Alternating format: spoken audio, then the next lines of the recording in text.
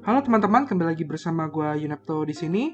Di video kali ini gue pengen bahas terkait masalah USDT nih. Nah, buat teman-teman yang selama ini transaksi pakai USDT dan mungkin ada kalian yang nge-hold USDT sampai sekarang, entah itu untuk di staking kan, yield farming ataupun lending and borrowing. Nah, teman-teman harus hati-hati ya. Kenapa? Karena di sini sekarang ada berita buruk, entah ini hanya sekedar FUD doang atau memang kenyataannya seperti itu.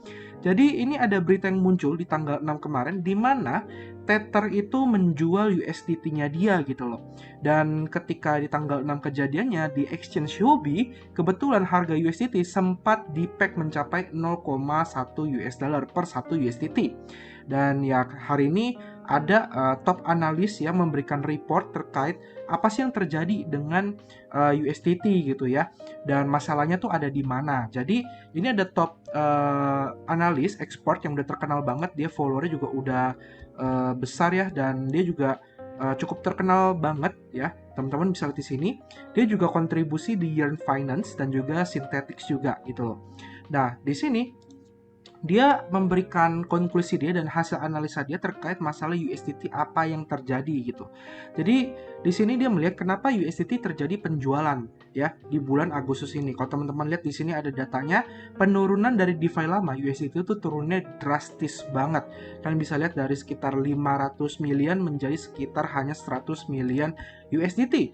Nah, masalahnya di mana? Apakah ini gara-gara Binance gitu ya? Apakah gara-gara CZ? Apalagi kalau teman-teman lihat ada di Binance Launchpad, itu di mana CZ ini menambahkan satu stablecoin baru yang namanya adalah FDUSD, di mana ketika di 1 Agustus kemarin dia info nih teman-teman bisa staking FDUSD-nya untuk mendapatkan cyber token dan juga say token di launch pool-nya Binance ya. Jadi kan sebelumnya itu BUSD dan BNB, terus diubah ya jadi TUSD dan juga BNB. Sekarang ada 3, FDUSD, TUSD dan BNB. Nah, nanti kita akan analisa sebenarnya apa itu FDUSD gitu ya. Kenapa Binance tiba-tiba menambahkan satu stable coin baru gitu ya. Dan kalau teman-teman lihat USDT juga secara coin market cap ini udah di-peg dia ya. Dalam 7 hari kemarin penurunannya cukup drastis. Sekarang ada di angka 0,9985 US dollar gitu ya. Dan dari sirkulasi supply-nya pun juga berkurang cukup drastis. Nah, di sini dia ada bilang bahwa Binance mulai menjual dalam jumlah besar USDT mereka gitu loh. Dan mereka menemukan bahwa Huobi ya yang sebelumnya itu ada anggota atau personil dari Tron itu ditangkap oleh kepolisian gitu ya. Dan habis itu ini juga penurunan terjadi itu enggak lama setelah Justin Sun itu mengeluarkan sebuah produk baru yang disebut dengan nama STUSDT itu. Dan anehnya Binance ini dalam 1 bulan ini banyak melakukan perpindahan aset USDT mereka tuh ke Huobi kayak gitu. Nah, alasannya apa? Jadi sebenarnya kalau kita lihat secara track record, Binance itu bukan cuma kayak exchange doang ya, tapi Binance ini punya power yang cukup aneh gitu loh. Maksudnya aneh apa? Dia ini tahu kapan suatu project atau suatu aset itu akan hancur gitu loh. Dalam kasus yang paling gede adalah FTT, teman-teman tahu sendiri di mana sebelum FTX ya atau FTT token itu hancur atau FTX bangkrut, Binance udah tiba-tiba announcement bahwa mereka akan menjual sebagian aset FTT-nya kayak gitu. Dan ya betul nggak lama setelahnya FTX hancur. Jadi apakah si Changpeng Zhao atau Binance juga itu ingin menghancurkan USDT? Nah, sebenarnya di sini analisanya dia ada bilang bahwa tidak seperti itu. Ya, memang terjadi penjualan besar-besaran oleh Binance terhadap aset USDT mereka. Nah, itu juga kenapa? Karena Binance ini ada analisanya. Dia lihat ada suatu produk yang dikeluarkan oleh Justin Sun yaitu STUSDT, di mana kalian bisa staking USDT kalian di jaringan Tron Chain ya mendapatkan bunga yang cukup besar yaitu 4,29%. Nah, nantinya ketika kalian staking USDT kalian kan akan mendapatkan STUSDT, dan STUSDT tersebut bisa kalian gunakan untuk transaksi dan beli aset-aset kripto lainnya. Jadi ini kan cukup aneh sebenarnya kan, dimana kalian punya suatu aset nih yang di-peg atau istilahnya kan punya duit rupiah dolar, terus dolar kalian tukarkan menjadi dolar baru, dan dolar yang lama kalian mendapatkan bunga dolar yang baru gitu loh. dan dolar yang lama kalian tetap masih bisa di unstack nantinya, dan kalian bisa beli aset lain pakai dolar yang baru. Jadi kan aneh, kalian punya menciptakan duit baru gitu kan. Nah, jadi nggak lama berselang si ST-USDT ini stakingnya dikeluarkan oleh Justin Sun, ya, tiba-tiba total stake-nya itu mencapai 508 juta US dollar dan total staker ada 351.380 wallet. Nah, anehnya tapinya ya, harga USDT itu langsung turun dalam drastis dan Binance menjual USDT-nya gitu. Nah, di sini ada analisa secara on-chain dari Tron. Ya, Tron sendiri dia memunculkan bahwa hanya ada 9-80% dari token yang dipegang oleh Sun ataupun Huobi langsung yang di-stake USDT menjadi ST-USD ya. Jadi kurang lebih seperti itu. Nah, ini ada hasil analisanya. Nah, terus di Adam Korchan juga bilang bahwa jika ST-USDT adalah asli, maka ekspektasi mereka adalah redemption yang dilakukan oleh Huobi di jaringan Tron ya sekitar 500 million US dollar itu akan diredeem menjadi Tether ya, di mana mereka akan gunakan itu untuk membeli bond ataupun untuk yield. Nah, jadi kurang lebih di sini bondnya itu tapi nggak ada gitu teman-teman. Jadi aset yang harusnya digunakan untuk bondnya itu tidak ada sama sekali. Ya, jadi kurang lebih seperti itu. Nah, di mana akhirnya di sini kalau kita baca ini mengubah address dari seluruh Justin Sun, Huobi, dan juga address Justin Sun yang ada di Binance kayak gitu. Oke. Nah, next di sini dia juga ada bilang aset-aset yang dimiliki oleh beberapa platform lain itu anehnya itu arahnya itu malah masuk ke DeFi yang dimiliki oleh Justin Sun sendiri. Contohnya ya DeFi Sun, Justland, dan lain-lain. Jadi ini aneh teman-teman. Ya gambarnya gini. Ibarat kalian punya exchange gitu ya. Terus kalian juga bikin DeFi. Terus kalian juga bikin borrow and lending atau DeFi yang lain lagi. Nah, seluruh duit yang ada di satu DeFi yang kalian miliki, kalian masukkan lagi ke DeFi yang kalian miliki yang lain.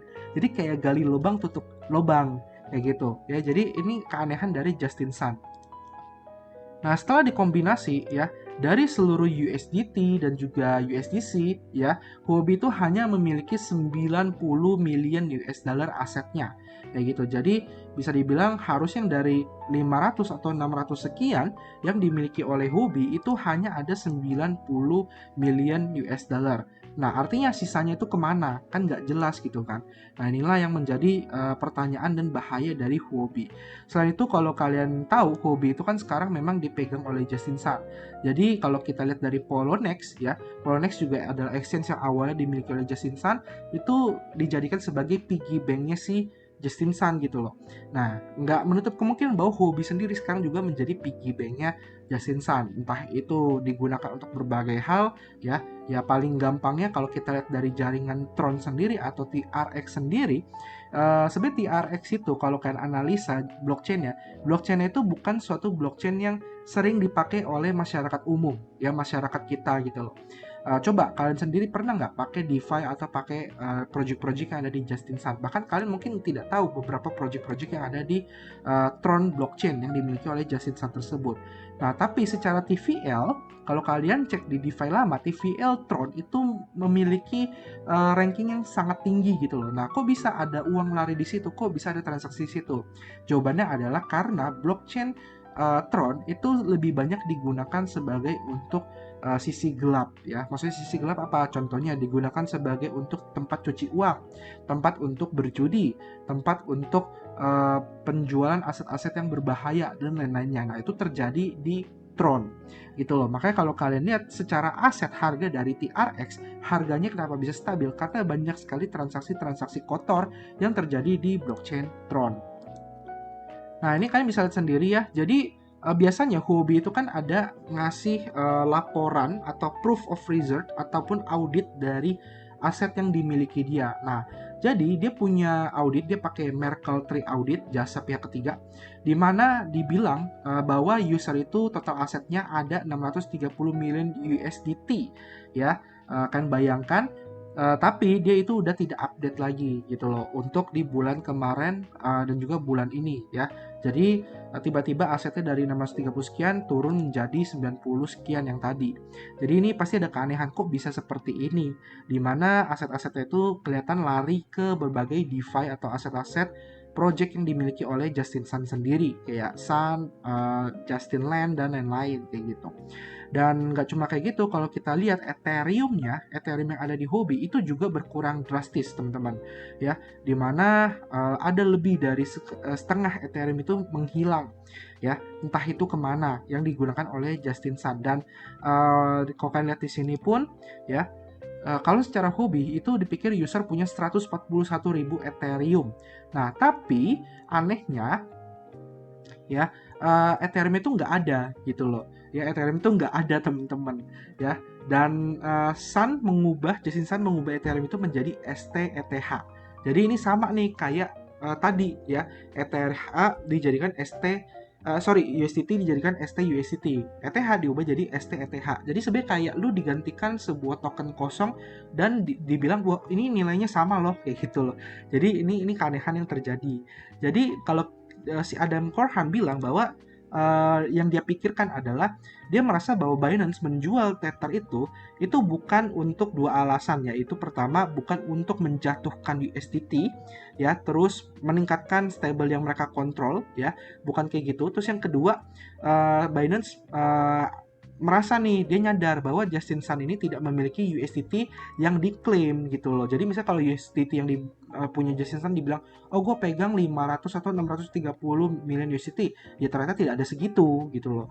Jadi bisa dibilang Justin Sun ini berbohong gitu. Jadi makanya kenapa Binance itu ngedam atau ngejual USDT-nya dalam jumlah besar. Nah, terus kalau kalian lihat juga seperti yang gue bilang ya, jadi aset-asetnya itu tuh banyak yang diubah ke Bitcoin dan lain-lain. Tapi walaupun mereka pegang Bitcoin pun, ini takutnya kejadian yang sama dengan Luna gitu ya, dimana aset kosong itu di-pack dengan Bitcoin. Nah, bukannya tidak bagus ya, teman-teman ya. Sebenarnya ada plus minusnya gitu loh.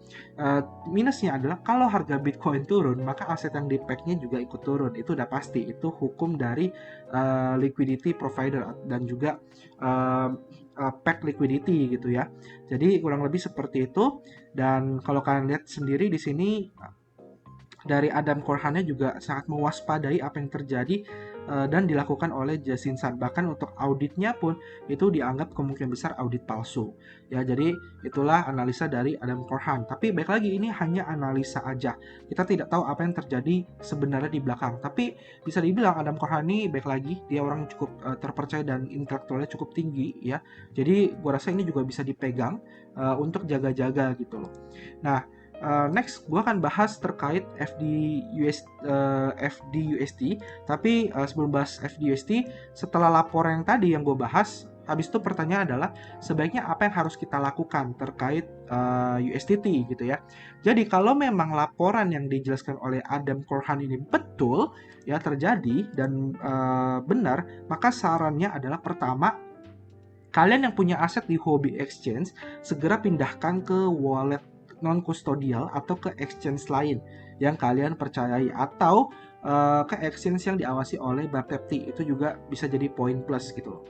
Kedua, kalau kalian ada pegang USDT, sarannya adalah sebaiknya segera kalian ganti asetnya, kalian konversi ke aset lain gitu loh. Kalian pindahkan ke aset lain, entah itu kalian pindahkan ke Bitcoin, entah itu kalian pindahkan ke Ethereum, ke BNB, atau aset-aset lain yang menurut kalian cukup stabil atau sudah di bottom dan suatu saat akan naik gitu ya, dibandingkan kalian pegang USDT ya. Jadi itulah dua saran yang ditujukan buat teman-teman yang pegang USDT atau di Huobi, kalau memang apa yang dilakukan oleh Justin Sun itu betul adanya. Nah, oke, sekarang gue akan bahas dari project FDUSD. Nah, ini tiba-tiba aneh nih ya. Jadi Binance tiba-tiba menambahkan stablecoin baru, yaitu FDUSD ya, untuk launch pool. Nah, sebenarnya ini project apa sih? Ya, udah jelas ini stablecoin, dan kalau kita lihat ini masih baru banget.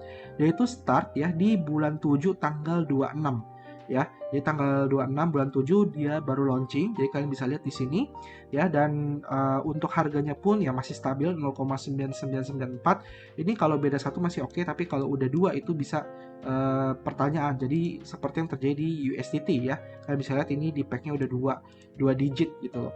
Jadi ya ini masih oke. Terus dia market cap-nya pun masih kecil karena masih baru ya. Dia baru ada 291.560.543 FDUSD ya. Total supply, sirkulasi supply itu harus sama, dan full delete juga harus sama gitu ya. Kalau dia sama-sama harga di $1. Nah, kalau kita lihat dia udah ada di jaringan di Ethereum dan di BP20 di Binance. Nah, yang menarik adalah si USD atau singkatannya First Digital Labs ini dia 100% back dengan US dollar gitu loh. Jadi 1:1 dengan dolar asli. Nah, ini di websitenya kalian juga bisa redeem ya FDUSD kalian menjadi 1 US dollar fiat, itu bisa. Terus juga dia di back dengan full reserve asset ya, dan dia udah menjalankan melalui audit gitu loh. Auditnya juga cukup bagus ya. Nanti gue akan kasih lihat. Terus di sini dia juga sudah ada di dua blockchain tadi, ETH dan di BSC. Jadi kan sudah bisa transaksikan di PancakeSwap juga ya. Jadi contoh BNB kan ubah jadi FDUSD itu juga udah bisa. Nah, di sini dia udah ngasih sebuah report. Jadi dia akan ngasih report bulanan, sekarang baru Juni. Julinya belum keluar. Di Juni itu reportnya dia baru sedikit penggunanya. Jadi ini gue akan buka ya. Jadi kita lihat bareng-bareng. Jadi di sini udah ada ini reserve-nya. Jadi dia ini diaudit oleh Prescient Assurance. Kalian bisa coba googling tentang Prescient Assurance ini apa. Ya, ini dia di Market Street Suite 600 Chattanooga. Aku nggak tahu ini di mana.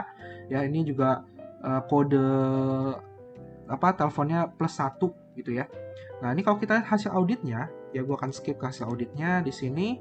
Nah, di tanggal 30 Juni ya itu udah ada $1.073 ya, kalau teman-teman tahu. Jadi dia itu artinya stable coin-nya FDUSD-nya itu baru ada $1.073,8, dan di banknya itu juga ada $1.073,8. Jadi dia sama gitu loh, reserve sama yang di issuedkan atau yang ada di tokennya gitu ya. Nah, ini masih dikit ya. Jadi di Juni itu pengguna masih dikit banget. Ini mungkin mereka pribadi kali ya, bukan user gitu loh.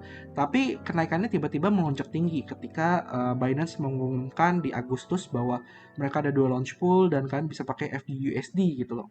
Nah, ini kalian bisa lihat total stake untuk Cyber aja ada di angka 73.301.000 FDUSD, dan untuk SEI ada di 130 juta. Jadi kalau kalian gabungkan ya itu ada di 200 juta gitu loh.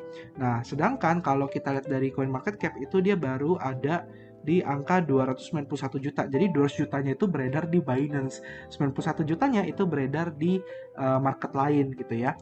Nah, terus kalau kita lihat dari segi stable coin ini projectnya, kayaknya gue menangkap alasan kenapa Binance menambahkan stablecoin FDUSD ini. Alasan pertama adalah dia di 100% di back dengan dolar asli.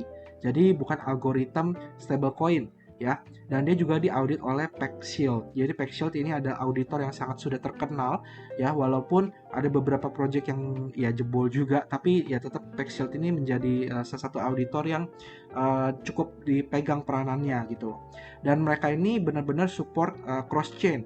Kelihatan dari wallet address atau kontrak address yang sama gitu di antara Ethereum dan BNB chain gitu. Jadi dia tidak issued atau bikin tokennya itu di beda blockchain dengan beda smart contract. Nah, terus poin kedua adalah ternyata First Digital Lab ini itu dia perusahaannya ada di Hong Kong, teman-teman ya. Jadi kemungkinan besar reserve yang dipakai juga ada di Hong Kong.